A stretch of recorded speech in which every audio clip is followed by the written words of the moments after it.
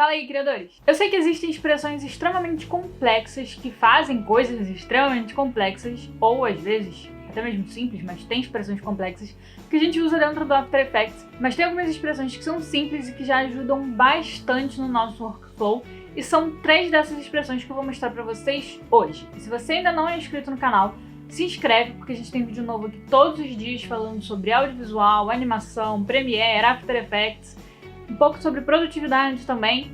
Então, se inscreve aí se você ainda não é inscrito e vamos lá! A primeira expressão é a Loop Out, como está escrito aqui.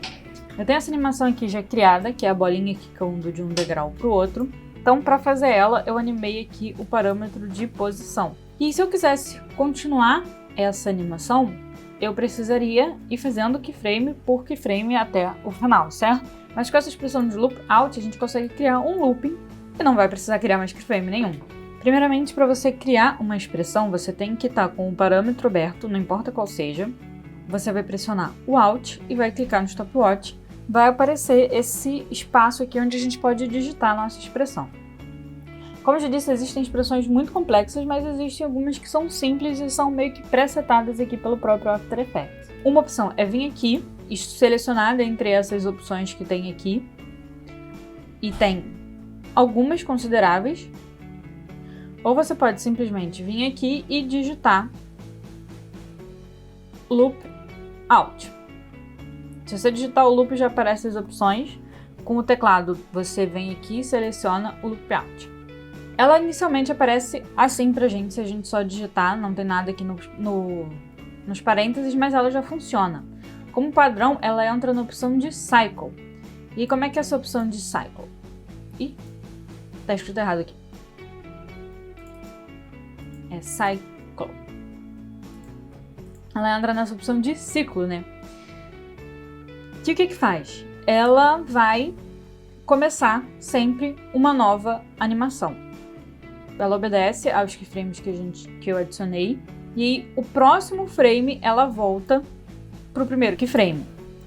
Então você tem um ciclo novo que se inicia de acordo com o tempo que tem a animação que você criou. Vai começando ciclos novos. Mas se você vier aqui adicionar aspas dentro desse parênteses, ele vai te dar algumas outras opções. A opção do contínuo, ele não cria exatamente um looping, mas ele tem uma continuidade a partir do último frame que você adicionou. É como se fosse o princípio da inércia, né? Ele vai continuar no movimento que ele fez por último. Então, a bolinha vai quicar e ela vai continuar caindo, porque foi o último movimento que a gente fez. Mas as outras opções são o Cycle, como eu falei, você pode adicionar ela aqui, mas ela é a opção padrão do After Effects, então se você não adicionar nada, é ela que vai ser criada. Vou mostrar pra vocês.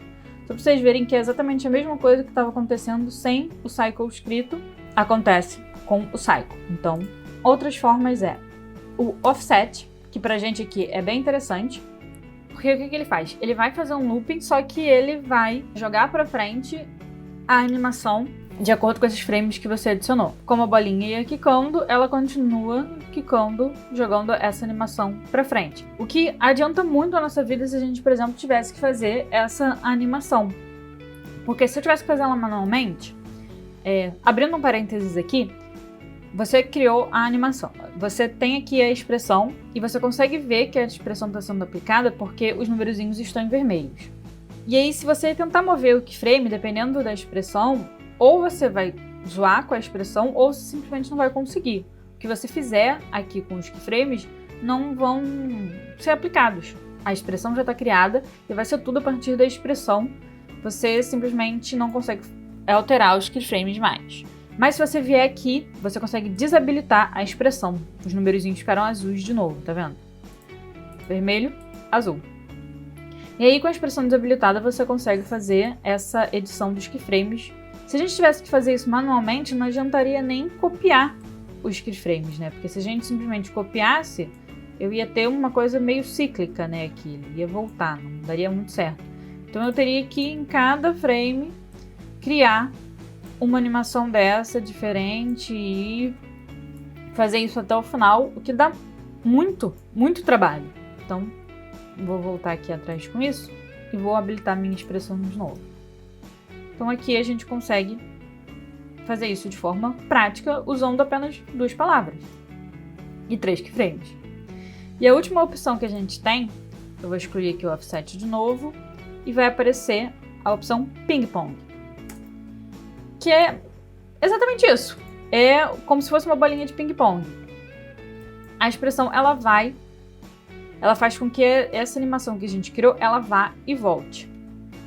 Ao contrário do ciclo, que começava a animação a partir do primeiro keyframe sempre, essa não. Ela tem a animação de ida e a animação de volta, como se a gente copiasse esses parâmetros e jogasse um time reverse, em que, né, você vai ter a mesma animação, só que ao contrário.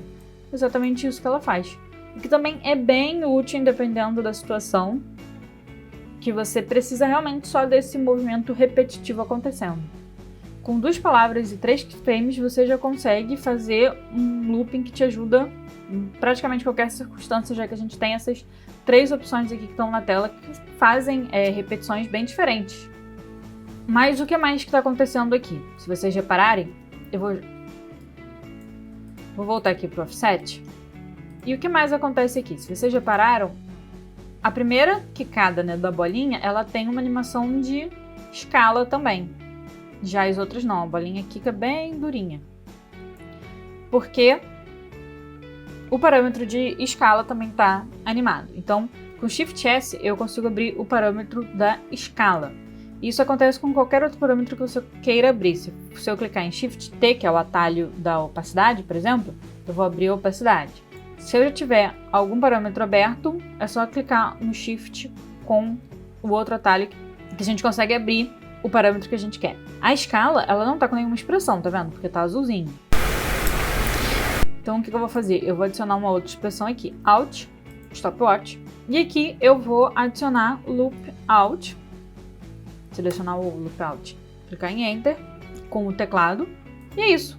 Porque nessa opção eu quero que realmente seja um ciclo, que a cada nova movimentação da bolinha, essa animação daqui ela comece de novo, porque a bolinha ela quicou, então ela vai fazer todo esse movimento novamente. Não é uma coisa de continuidade, é realmente um ciclo que se inicia toda vez que ela quica, ela tem toda essa movimentação novamente. Vamos ver como é que ficou.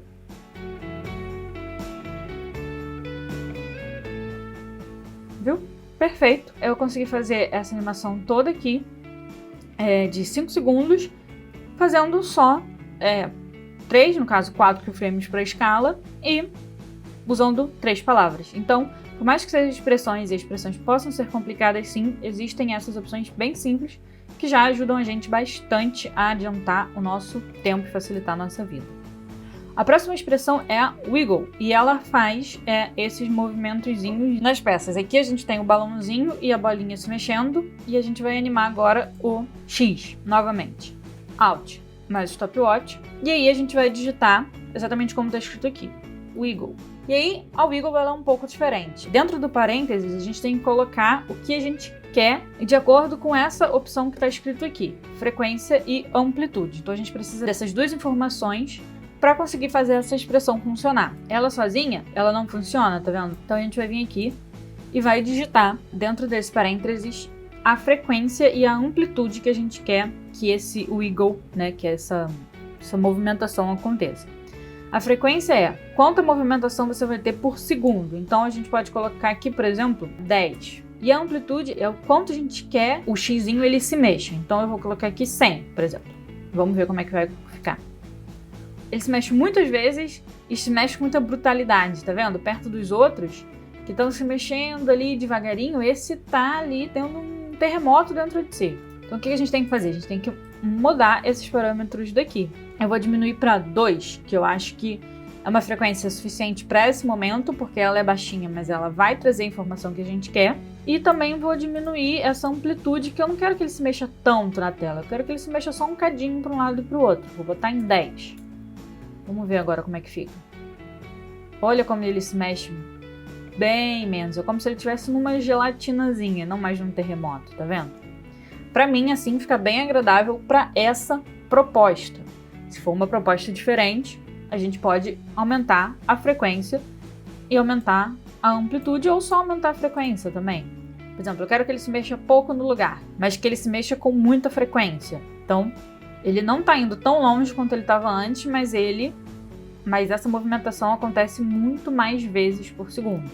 Esse wiggle é basicamente isso, mas às vezes a gente quer que o negócio tenha uma movimentação ali acontecendo de uma maneira aleatória e ele já ajuda bastante, porque imagina se a gente tivesse que vir aqui ficar mexendo cada coisinha um cadinho para um lado, um cadinho para o outro, durante todos os 5 segundos aqui, mais um cadinho. Olha quanto trabalho que a gente teria.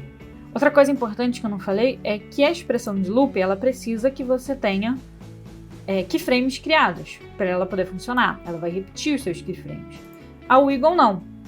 Tá vendo? Eu não tenho nenhum keyframe dentro desse parâmetro, mas eu tenho a expressão aqui criada e ela funciona, se ela estiver habilitada, claro, independente de ter keyframe criado. Ela está habilitada quando está vermelho e desabilitada quando está azul e ela funciona perfeitamente. E a última expressão que eu vou mostrar para vocês é a de tempo, a time. E eu vou usar um relógio para mostrar isso para vocês. Eu tenho o ponteiro maior e o ponteiro menor criado, mas os dois estão aqui um atrás do outro. E a gente vai usar ela no parâmetro de rotação. Então eu vou abrir aqui a rotação, clicando em R, Alt mais stopwatch, para eu digitar a minha expressão. E aqui eu vou digitar time. A time funciona como?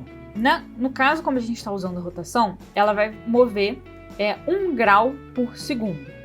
Se você ver aqui, tem uma movimentação bem lenta, porque ela só está movendo 1 grauzinho por segundo. E se a gente reparar aqui, quando eu coloco aqui 1 segundo, ela realmente moveu 1 grau. Mas a gente consegue alterar essa informação. E aqui, novamente, eu não tenho keyframes. É realmente só a expressão que trabalha sozinha. Mas a gente consegue alterar essa expressão. E aí eu vou adicionar o asterisco, dizendo para essa expressão que eu quero que ela multiplique o tempo, no caso, 1 segundo, 2 segundos, 3 segundos, por essa informação que eu vou adicionar depois. Eu vou botar 360, porque eu quero que em 1 segundo o ponteiro maior ele dê uma volta completa no relógio. Então, olha como agora está indo bem mais rápido essa rotação. Porque a cada 1 segundo ele dá uma volta inteira. Se eu vim aqui em 1, ele deu uma volta. Se eu vier aqui em 2, ele deu 2 voltas. Então isso quer dizer que ele vai estar multiplicando o tempo pelo esse valor aqui que a gente adicionou depois. E assim eu tenho uma animação complexa acontecendo e eu só tenho uma expressão ali para que essa animação aconteça. Agora, por exemplo, eu quero fazer o ponteiro menor se mover. Então eu vou vir aqui em rotação, adicionar a expressão time. Só que eu quero que ele se mova como se fosse realmente o ponteiro da hora. Então, se a cada 1 segundo eu tenho uma volta completa, quer dizer que a cada 1 segundo eu tenho 60 minutos, dentro aqui do meu time da minha animação. E eu quero que o ponteiro da hora, ele faça jus a isso. Então, a cada 1 segundo, passou 60 minutos, então eu preciso que ele mova para a próxima hora. E aí, o que eu vou fazer?